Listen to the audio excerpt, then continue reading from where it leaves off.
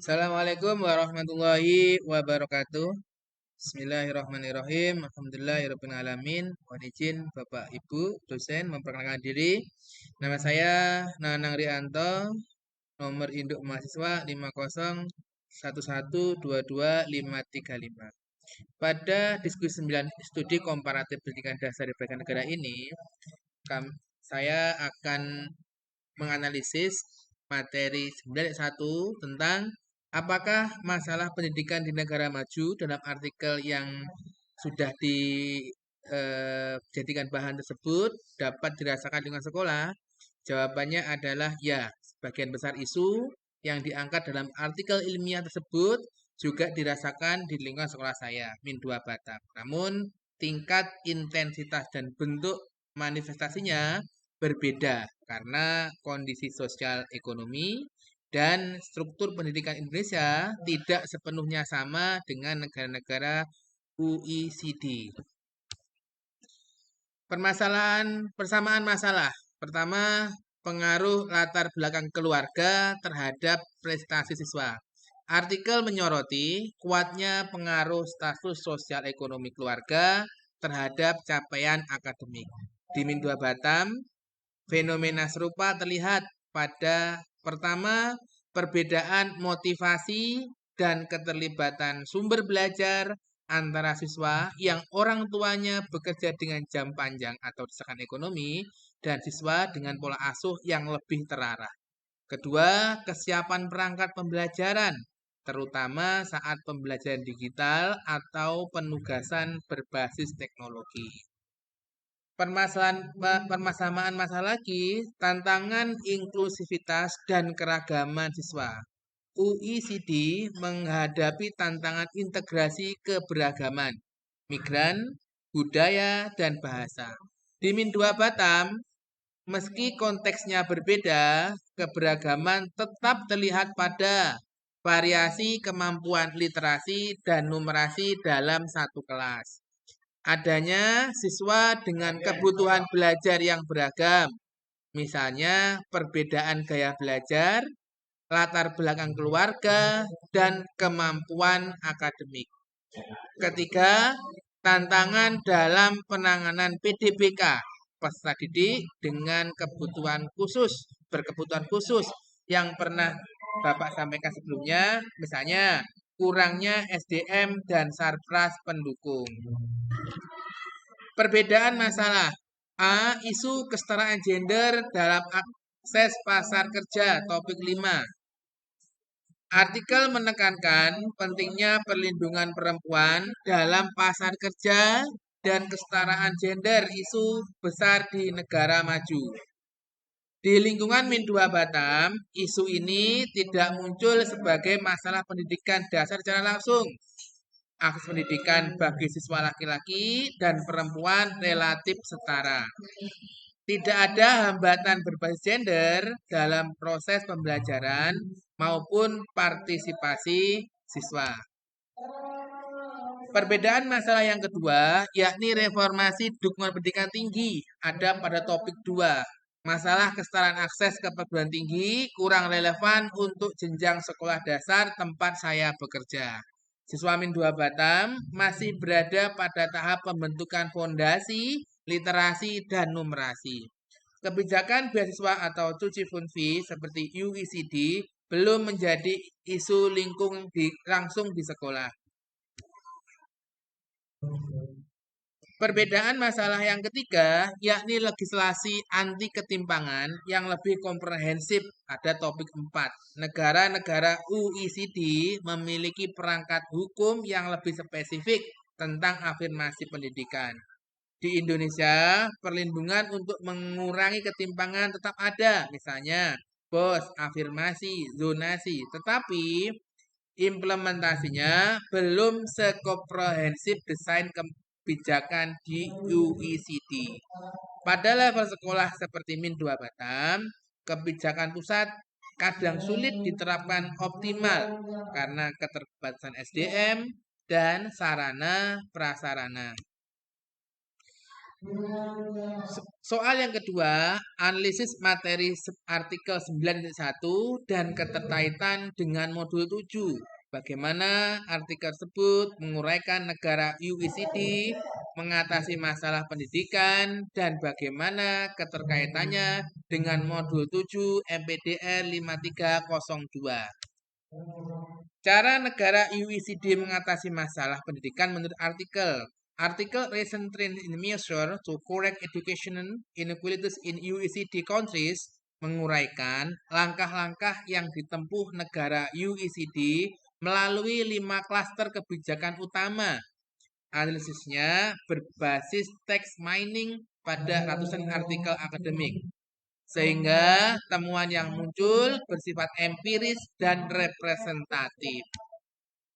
Mengatasi ketimpangan di sekolah dasar pada topik 1. Negara-negara UECD menempatkan jenjang dasar sebagai titik awal intervensi upaya yang dilakukan antara lain. 1. Mengurangi dampak status sosial ekonomi keluarga melalui dukungan fasilitas dan program afirmasi di tingkat sekolah dasar. 2. Peningkatan kualitas sekolah di kawasan kurang beruntung. Ketiga, penguatan peran guru, asesmen perkembangan anak, dan layanan intervensi awal. Reformasi mendukung bagi mahasiswa dari keluarga kurang mampu. Topik 2. Negara UECD memperkuat akses ke pendidikan tinggi dengan sistem beasiswa besar-besaran, khususnya bagi keluarga berpenghasilan rendah. 2. Potongan biaya kuliah dan skema pinjaman terkontrol. Ketiga, program college readiness untuk menekan kesenjangan transisi sekolah universitas. Pengakuan dan pengelolaan keberagaman migran pada topik 2. Pada negara seperti Amerika Serikat dan beberapa negara Eropa, migrasi menjadi isu besar. Solusinya, kurikulum berbasis multikultural. 2. Dukungan bahasa kedua, second language support. Ketiga, program integrasi sosial di sekolah. Legislasi untuk menjamin pemerataan pendidikan pada topik 4. Banyak negara UECD menyelesaikan ketimpangan melalui kerangka hukum yang kuat, misalnya undang-undang anti diskriminasi, kebijakan afirmasi berbasis regulasi nasional, sistem akuntabilitas berbasis data. Perlindungan perempuan dalam akses pendidikan dan pasar kerja. Topik 5. UECD mengembangkan kebijakan mengurangi bias gender, program peningkatan partisipasi perempuan di bidang STEM, jaminan kesempatan kerja yang adil agar pendidikan tidak bersifat gendered outcome. Keterkaitan isi artikel dengan modul 7. Komitmen terhadap pemerataan akses pendidikan di negara UECD dan modul 7 menjelaskan bahwa negara-negara seperti Finlandia dan Jerman menekankan pemerataan akses melalui sekolah publik berkualitas tinggi, kurikulum nasional yang konsisten, pendidikan dasar yang sepenuhnya gratis. Kebijakan pendanaan dan afirmasi Inggris dan Amerika Serikat yang dibahas dalam modul memiliki model pendanaan pendidikan yang menargetkan wilayah tertinggal, program kompensasi, serta dukungan untuk pelajar dari keluarga miskin. Ini selaras dengan topik 2 dan topik 4, yaitu reformasi dukungan universitas, legislasi anti-inequality. Keterkaitan dengan isi modul lagi, respon terhadap keberagaman sosial budaya. Modul 7 menguraikan bagaimana negara seperti Amerika Serikat menghadapi keragaman etnis, migrasi, dan perbedaan bahasa. Keterkaitannya lagi, kesetaraan gender dan peluang pendidikan. Pada modul MPDR 5302 juga menyinggung bagaimana negara UECD membangun kesetaraan gender di sekolah dan pasar kerja. Ini berkaitan dengan topik 5 pada artikel, yaitu perlindungan perempuan dalam pasar kerja dan pendidikan. Soal yang ketiga, uraian sistem pendidikan Jepang, kurikulumnya, dan hubungannya dengan keberhasilan PISA. Gambaran umum sistem pendidikan Jepang berdasarkan materi pengayaan sesi 9.2, Jepang menerapkan sistem pendidikan yang terstruktur, terstandar, dan berorientasi pada pembentukan karakter serta penguasaan kompetensi akademik. Pada tingkat dasar hingga menengah, struktur persekolahan Jepang mengikuti pola 6 tahun sekolah dasar, 3 tahun sekolah menengah pertama, dan 3 tahun sekolah menengah atas. Kurikulum yang diimplementasikan kurikulum Jepang dikenal sebagai Course of Study atau CUS yang dikeluarkan oleh Kementerian Pendidikan, Kebudayaan, Olahraga, Sains, dan Teknologi. CUS diperbarui setiap 10 tahun dan menjadi pedoman wajib bagi seluruh sekolah. Ciri-ciri kurikulum Jepang. Kurikulum Jepang terstandar dan ketat. Jepang menerapkan kurikulum nasional yang detail, mencakup tujuan tiap mata pelajaran, kompetensi inti siswa, standar isi dan capaian pembelajaran, pendekatan pembelajaran yang dianjurkan. Penekanan pada fundamental literasi, kokugo, matematika, dan sains. Fokus kuat pada kemampuan membaca, menulis bahasa Jepang, pemahaman matematika konseptual dan prosedural, sains berbasis eksperimen, teknologi, dan pemecahan masalah. Hal ini berkontribusi langsung pada keberhasilan Jepang dalam PISA, Reading, Mathematics, and Science. Ciri-ciri kurikulum Jepang lainnya, kurikulum holistik Zest for Living, Ikiru Chikara. MEXT merumuskan prinsip Ikiru Chikara atau Zest for Living yang mencakup keterampilan berpikir kritis, kemampuan menciptakan masalah, pembentukan karakter dan etika, kolaborasi, kemandirian, dan keterampilan sosial. Kurikulum Jepang selalu menyeimbangkan academic excellence dan karakter education. Keterkaitan sistem kurikulum Jepang dengan hasil tinggi dalam skor PISA. 1. Kurikulum yang menekankan pemahaman konseptual, bukan hafalan. Matematika diajarkan lewat problem solving, diskusi, analisis kesalahan, lesson study sebagai budaya perbaikan pembelajaran. 2. Guru berkualitas tinggi dan budaya lesson study. Guru di Jepang dibekali dengan pendidikan prajabatan yang kuat, seleksi masuk profesi yang ketat, sistem monitoring dan kolaborasi, lesson study sebagai tradisi nasional untuk meningkatkan kualitas pembelajaran secara berkelanjutan. Kualitas guru yang tinggi memiliki dampak langsung dalam peningkatan kapasitas literasi, numerasi, dan sains siswa.